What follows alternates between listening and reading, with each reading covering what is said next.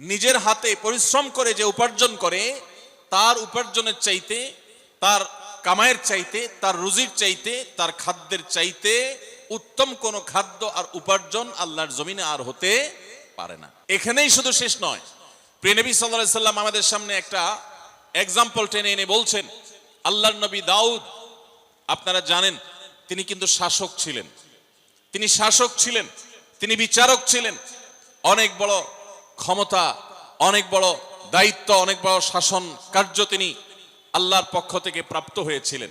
এরপরও তার নিজের পরিবারের ব্যয়ভার নির্বাহ করবার জন্য তিনি কামারের কাজ করতেন, নিজের হাতে উপার্জন করতেন। নূহ আলাইহিস সালাম কাঠ মিস্ত্রির কাজ করতেন।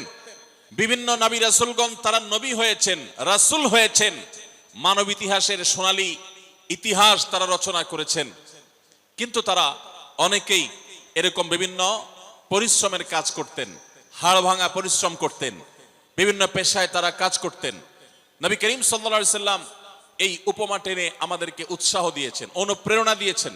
আমরা যারা হাড় ভাঙা পরিশ্রম করে উপার্জন করি, আমাদের যে সমস্ত ভাইয়েরা কৃষি কাজ করে উপার্জন করেন, আমাদের যারা বিভিন্ন পেশায় নিয়োজিত থেকে তারা মাথার ঘাম পায়ে ঝরিয়ে উপার্জন করেন, তাদের এই উপার্জনের পুরো সময়টুকু ইবাদতে গণ্য হবে এবং এটি নবী রাসূলগণের আদর্শ।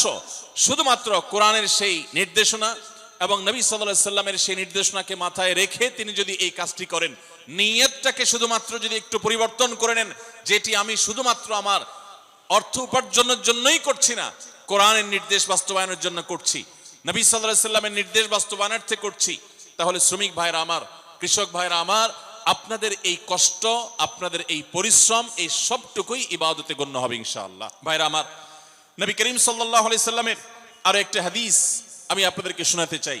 তিনি বলেছেন, তাকে জিজ্ঞাসা করা হয়েছে, আইয়ুল কাসবি আতইয়াব, হে আল্লাহর রাসূল, কোন উপার্জনটা সবচেয়ে পবিত্র উপার্জন, কোন উপার্জনটা সবচেয়ে হালাল উপার্জন? তখন নবী করিম সাল্লাল্লাহু আলাইহি সাল্লাম বলেছেন, কাসবুর রাজুলি বিয়াদি, মানুষ যখন নিজের হাতে উপার্জন করে সেটা, ওয়া কুল্লু বাইইন মাবরুর, এবং প্রত্যেক ওই ব্যবসা, যেই ব্যবসার মধ্যে সততা থাকে, যেই ব্যবসা মানুষকে ঠকাবার উদ্দেশ্যে থাকে না, প্রতারণা থাকে না, দুই নম্বরই থাকে না, মিথ্যাচার থাকে না, মজুদদারি থাকে না, আড়তদারি থাকে না, কৃত্রিম সংকট সৃষ্টি করার প্রচেষ্টা থাকে না, সেই রকম ব্যবসা, সেই রকম ব্যবসায়ীর ব্যবসা এবং শ্রমিকের শ্রম দিয়ে কামানো উপার্জন, এর চাইতে হালাল, এর চাইতে পবিত্র কোনো উপার্জন আল্লাহর কাছে আরেক। এরকম বহু হাদিস এবং আয়াত আমি আপনাদেরকে শোনাতে পারবো, যে সমস্ত আয়াত এবং হাদিস থেকে আমরা দেখতে পাই যে আল্লাহ নবী সাল্লাল্লাহু আলাইহি সাল্লাম আমাদেরকে উৎসাহিত করেছেন নিজের হাতে উপার্জন করতে। অতএব আমার শ্রমিক ভাইরা, আপনারা যারা নিজেরা হাড় ভাঙা পরিশ্রম করে উপার্জন করছেন, অনেক বেশি কষ্ট করছেন, আপনাদের জন্য অনেক বড় একটা প্রেরণার বিষয় হলো, এটা স্বয়ং নবী রাসূলদের সুন্নাহ এবং তাদের আদর্শের বাস্তবায়ন। আপনাদের মধ্যে কোনো হীনমন্যতা যেন কাজ না করে। ভাইরা আমার, দুনিয়ার জীবনটা যদি অনন্ত কালের হতো, আমরা যদি শত শত হাজার হাজার বছর পৃথিবীতে বেঁচে থাকতাম, আমি অবশ্যই বলতাম, কেন এই হাড় ভাঙা পরিশ্রম করবেন, বাদ দেন, অন্য কোনো পেশায় চলে যান। কারণ এত দীর্ঘ জীবন, অনন্ত কালের জীবন, আপনি কেন হাড় ভাঙা পরিশ্রম করে কাটাবেন? যেহেতু এই দুনিয়াতে আমরা চিরকাল থাকতে আসিনি, যারা পরিশ্রম করছি 30, 40, 50 বছর বয়স অনেকের হয়ে গেছে। বাংলাদেশে মানুষের গড় আয়ু অনুপাতে আমাদের আর খুব বেশি সময় পৃথিবীতে বেঁচে থাকার কথাও নয়। অতএব আপনি এখানে পরিশ্রম করছেন, কষ্ট করছেন, সামাজিক স্বীকৃতি নেই, হয়তোবা সমাজে সেরকম মর্যাদা মূল্য আপনার হয় না, এমনকি হুজুরের কাছেও কদর পান না, পয়সা নাই, কড়ি নাই, আপনি নিজেকে দুর্বল মনে করছেন। আমি আপনাকে আরেকটি সুসংবাদ শোনাতে চাই। কোরআন বলছে, মানব ইতিহাসে এই তথাকথিত দুর্বল মানুষেরা, হাড় ভাঙা পরিশ্রম করা মানুষেরা, এই শ্রমিক মানুষেরা, কৃষক দিনমজুর মানুষেরা, যাদেরকে সমাজ দুর্বল মনে করে, যাদেরকে সমাজ কোনো কাজে ডাকে না, কোনো কমিটিতে রাখে না, কোনো কাজে তাদের মতামত নেয় না, তাদেরকে বিশিষ্ট নাগরিক মনে করে না, এই মানুষগুলোই পৃথিবীর জন্ম থেকে আজও পর্যন্ত পৃথিবীর ইতিহাসের মোড়কে বারবার পরিবর্তন করেছে।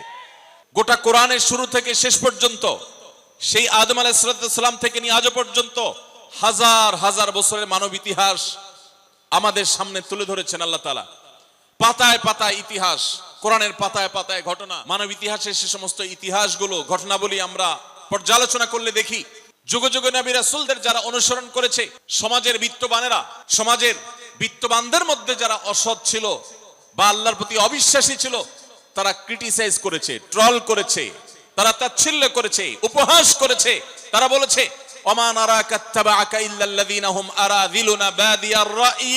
প্রায় সমস্ত নবী রাসূলদের সময়, তাদের সময়কার অবিশ্বাসীরা নবী রাসূলদেরকে বলেছিলেন যে আপনাদের কথা তো শুধু সমাজের অশিক্ষিত মানুষেরা, দিনমজুরেরা, শ্রমিকেরা, কৃষকেরা, দুর্বলেরা, যাদের কোনো পলিসি মেকিং করার, যাদের কোনো সিদ্ধান্ত দেওয়ার, যারা রাষ্ট্র পরিচালনা করার, যারা গুরুত্বপূর্ণ দায়িত্ব পালন করার জন্য তাদের কাউকে বিবেচনা রাখা হয় না, এরকম সমাজের দুর্বল মানুষরাই তো শুধু দেখি আপনাদের পিছনে গুড়গুড় করে। আজও দেখবেন ওলামায়ে কেরামের পেছনে, হুজুরদের পিছনে ওই দুর্বল মানুষগুলোই বেশি। আপনারা অবাক হবেন, এই দুর্বল মানুষেরাই, তারাই কিন্তু পৃথিবীর ইতিহাস রচনা করেছে। বেশি দূরে যেতে হবে না, মুহাম্মদ সাল্লাল্লাহু আলাইহি সাল্লাম মক্কা থেকে মদিনায় হিজরত করে যাওয়ার মাত্র 8 বছরের মাথায়, যেই মক্কা থেকে তাকে বিতাড়িত হয়ে যেতে হয়েছে, যেই মক্কায় নির্যাতন সইতে না পেরে আল্লাহর নির্দেশে হিজরত করতে হয়েছে, নিজের মাতৃভূমি ত্যাগ করতে হয়েছে, অত্যন্ত গৌরবের সাথে মাত্র 8 বছরের ব্যবধানে সেই মক্কা শুধু নয়, সেই সুদূর রোমান সম্রাটের সাম্রাজ্য সহ একটা পর্যায়ে সামান্য কয়েক বছরের ব্যবধানে খলিফা ওমরের যুগে অর্ধ পৃথিবী মুসলমানদের কর্তলগত হয়েছে। কাদের হাতের উপর? বিলাল, এই আম্মার, এই সুহাইব, এই দুর্বল সাহাবী, যাদেরকে মদিনার মক্কার মানুষেরা দুর্বল মনে করত, তাদের হাত দিয়ে গোটা পৃথিবী জয় করেছে মুসলমানরা। এবং এই এক ইতিহাস রচিত হয়েছে নূহ আলাইহিস সালামের যুগে, ইব্রাহিম আলাইহিস সালামের যুগে, মুসা আলাইহিস সালামের যুগে। ফেরাউন এবং তার সে সমস্ত অনুসারীরা, তাদেরকে আল্লাহ নিমজ্জিত করে, তাদেরকে আল্লাহ তাআলা ধ্বংসপ্রাপ্ত করে, সেই দুর্বল বনী ইসরাঈলেরা যাদেরকে কৃতদাস বানিয়ে রাখা হয়েছিল, তারাই কিন্তু বিজয়ী হয়েছে, তারাই টিকে ছিল, ধ্বংস হয়েছে ওই শক্তিশালী মানুষেরা।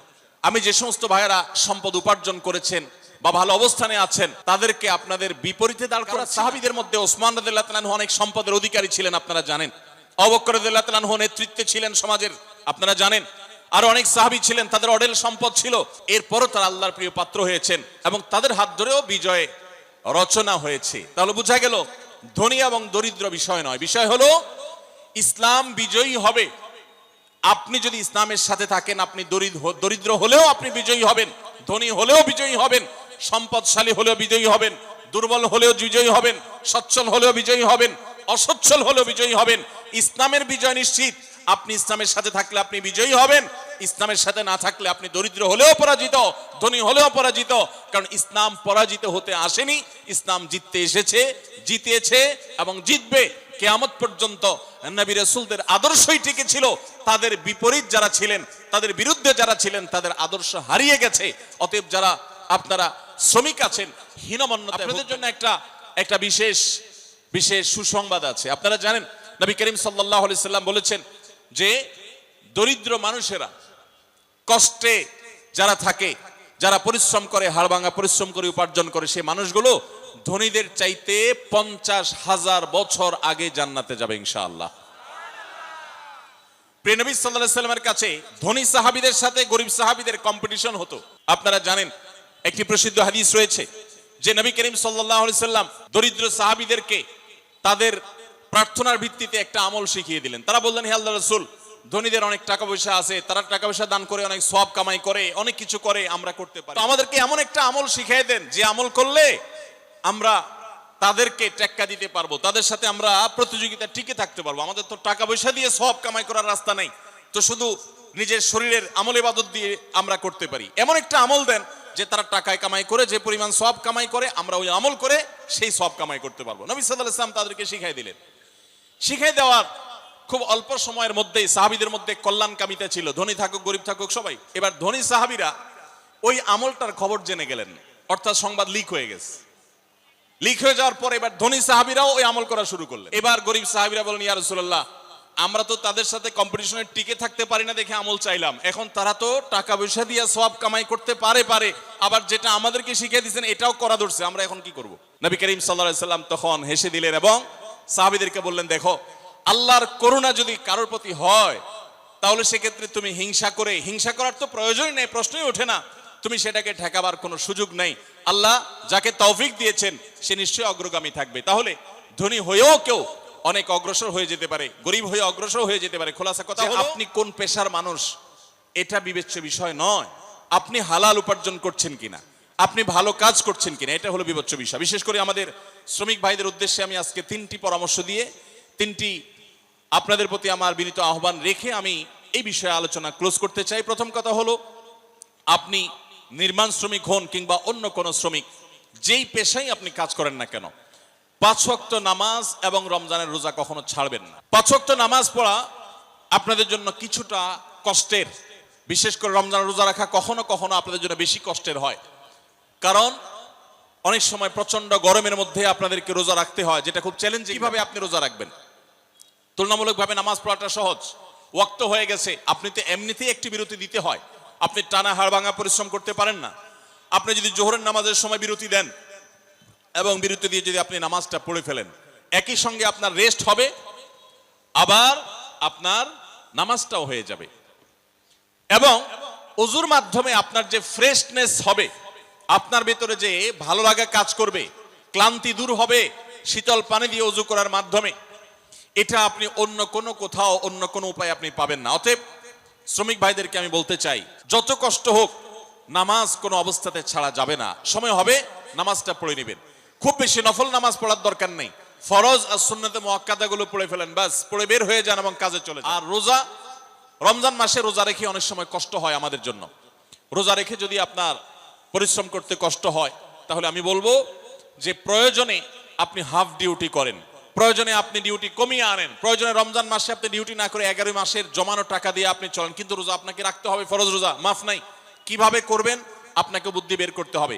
মিডল ইস্টে আমি নির্মাণ শ্রমিক ভাইদেরকে দেখেছি, যারা মিডল ইস্টে আছেন, সৌদি আরবে, দুবাইয়ে, তারা জানেন, বিশেষ করে সৌদি আরবে নির্মাণ শ্রমিকরা সবাই রমজান মাসে রাতের বেলায় কাজ, লাইট জ্বালিয়ে রাতের বেলা কাজ করে, দিনের বেলা তারা রেস্ট করে, কারণ এত বেশি গরম সেখানে থাকে। এই গরমের তীব্রতায় রোজা রেখে কাজ করা কোনোভাবে সম্ভব হয় না, এই জন্য তারা রাতের বেলা লাইট জ্বালিয়ে কাজ করেন এবং দিনের বেলা রেস্ট করেন। তো এক কথায় নামাজ এবং রোজা আপনাকে রাখতে হবে, কিভাবে রাখবেন বুদ্ধি আপনাকে বের করতে হবে। তাহলে প্রথম হলো নামাজ রোজা করবেন, দ্বিতীয় হলো হালাল উপার্জন করবেন, কাজে ফাঁকি দিবেন না। আপনাদের জন্য জান্নাতে যাওয়া যত সহজ, অনেক বড় বড় পেশাজীবীদের জন্য, অনেক বড় বড় আলেম এবং হুজুরদের জন্য জান্নাতে যাওয়া এত সহজ নয়। কারণ হারামের যে বড় বড় আইটেমগুলো আছে, হারামের যে বড় বড় বিষয়গুলো আছে, সেগুলো থেকে আপনারা এমনিতেই পবিত্র থাকেন আলহামদুলিল্লাহ। শুধুমাত্র এই মৌলিক বিষয়গুলো লক্ষ্য রাখলে ইনশাআল্লাহ আপনাদের জন্য জান্নাতে যাওয়া সহজ হবে। আপনি যখন কাজ করেন ফাঁকি দিবেন, কোনো প্রকার 2 নাম্বারই করবেন না। কোনো জিনিস অন্যায়ভাবে না বলে কারোর অগোচরে সেটা বিক্রি করবেন না, এমন কোনো উপায় উপার্জন করবেন না যেটা হারাম। বাস এটুকু যদি আপনি একটু লক্ষ্য রাখতে পারেন, তাহলে আপনার জান্নাতের পথ একেবারেই সুগম।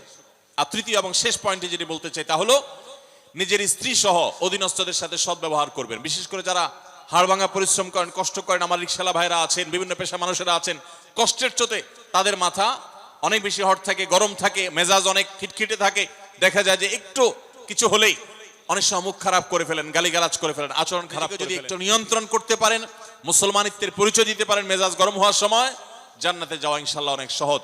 অতএব আমি আপনাদেরকে বলতে চাই, প্রথমত নামাজ রোজা কখনো ছাড়বেন না যত কষ্ট হোক, দ্বিতীয়ত হালাল উপার্জন করবেন, উপার্জন করতে গিয়ে একটা টাকা যেন হারাম না ঢুকে সে চেষ্টা করবেন। তৃতীয়ত হলো পরিবার, সহকর্মী এবং সমস্ত স্তরের মানুষের সাথে সদাচরণ করবেন, মুখ খারাপ করবেন না, গালিগালাজ করবেন না, মেজাজ হারাবেন না, ধৈর্য ধারণ করবেন। এই 3টি কাজ যদি করতে পারেন ইনশাআল্লাহ জান্নাতে যাওয়ার পথ অনেক বেশি সুগম হবে। আল্লাহ তাআলা আমাদের সবাইকে এই কাজগুলো মেনে চলার, এই কথাগুলোকে মেনে চলার তৌফিক দান করুন। সবার চেষ্টা করবো তো ইনশাআল্লাহ।